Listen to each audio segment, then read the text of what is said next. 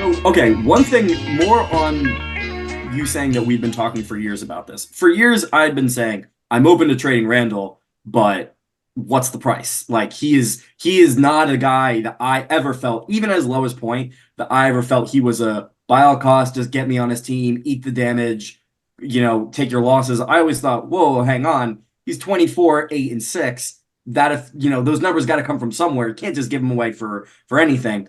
But what? So this is very good return for it. But what's really like confusing to me, and I just can't wrap my head around, is even through that high opinion of Randall, I did feel at times like, what is this obsession that Tibbs and Leon have? What is this commitment to him?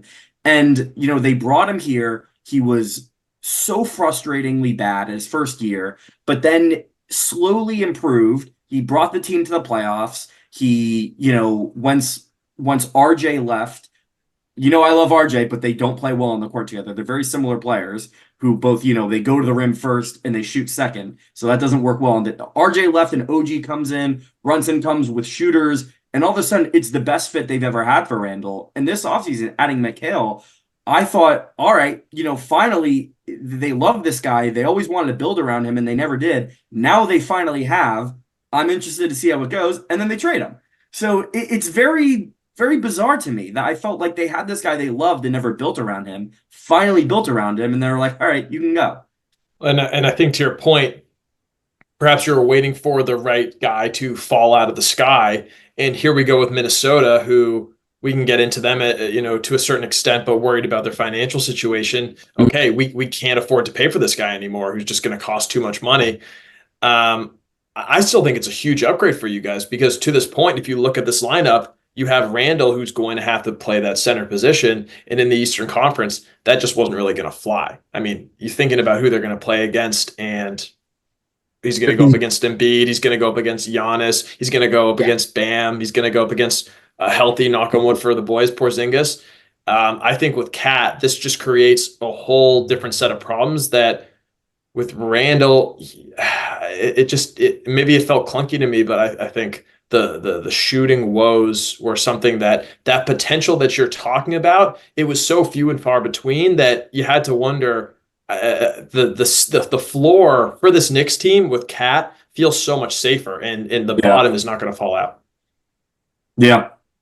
I mean, I have to be honest. Randall, the issue is you were kind of building around Randall, but Brunson is just so much better. So much better. The Brunson, unfortunately for Randall, like he got screwed here. Don't get me wrong, he got screwed here. Yeah. He didn't get his extension. He didn't he got an extension. He didn't get this one, even though he just averaged 25 a game. But Brunson is just so much better. You cannot waste a top 10 player. And unfortunately, in my opinion, trotting out Randall with Mitch Robinson hurt and Jericho Sims pretty much that's irresponsible. You're wasting Brunson's time at that point, who just took $100 million pay cut for you, and that I have my issues with Randall, but this is also a trade. We'll get to this later. This is an irresponsible trade from Minnesota, in my opinion. This is a terrible trade. This is an awful, terrible, atrocious trade, in my opinion. I don't know if this value was here. As much as, I think other people have said, oh, maybe, at the deadline, is this trade still here? Maybe, but I also think maybe Minnesota smartens up. I don't really, we'll get to this later, but I think maybe Minnesota smartens up by then. I think this value is here. Got to take it. But I think the reason why I don't fully agree, because I think, yes, I hear what you're saying about, Brunson being so much better, bad trade for Minnesota. Most teams do need a guy, a secondary ball handler.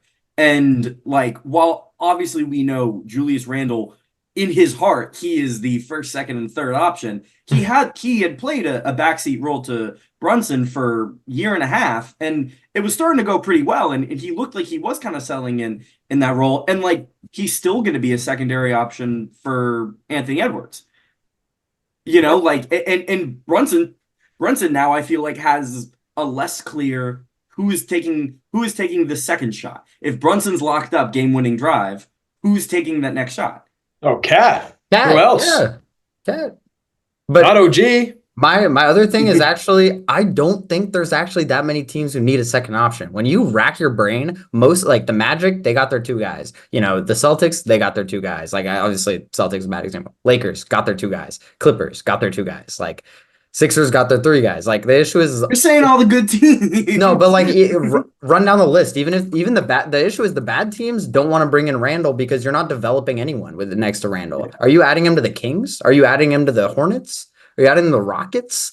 Like, are you adding him to the Grizzlies? Like, I don't know. Like, these are all really tough teams, and we'll get to this again. Like, I don't want to delve into the Minnesota part, but Randall's also a really weird player. Randall takes up a lot of space.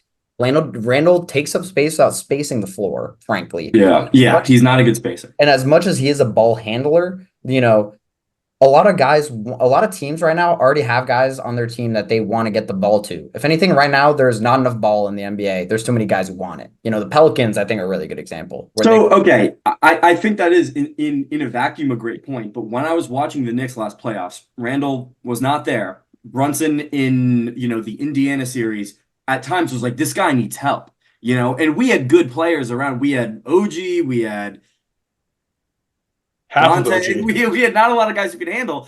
Brunson needed Randall to take some of the stress off. And like, I guess Cat can handle and have the ball enough in his hands.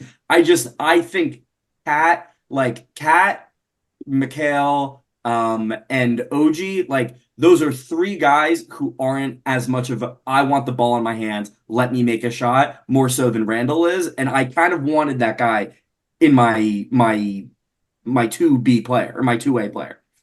Maybe I'm sleeping on Cat's ability to clutch up and take initiative with the rock in his hands. I see him. Game 7 against the Nuggets. Cat was disgusting. Was just about to say 23, 12, 2 assists, 2 steals, 57% from the floor, 6 for 6 from the free throw line. I mean, that's better than any performance we've seen from Randall, maybe.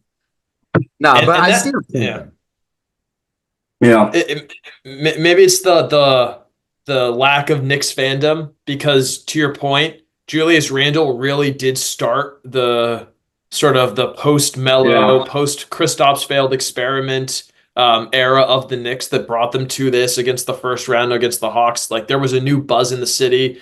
Brunson comes along and he really kickstarted it. So it was always tough when you see a player go like that. Absolutely. Right when I think this was his best chance. You wanted to see him do it. I wanted to see him do it because we got shooters around him. I think Max, I don't think he'd be playing the small ball center for the majority of the minutes. I think they'd be limping along with Precious and Sims, which wouldn't be great, but you can manage. And then Randall, getting some small ball 5 minutes. I think with all those shooters around him driving into the, towards the rim and then kicking out to a bunch of 40% three shooters, I think that would have been amazing. But the fact that this is year 4 of him, and I'm saying, like, maybe he can finally figure it out. Maybe that's when all right, maybe that's not the guy, like you said, that's not the guy you want around Jalen Brunson.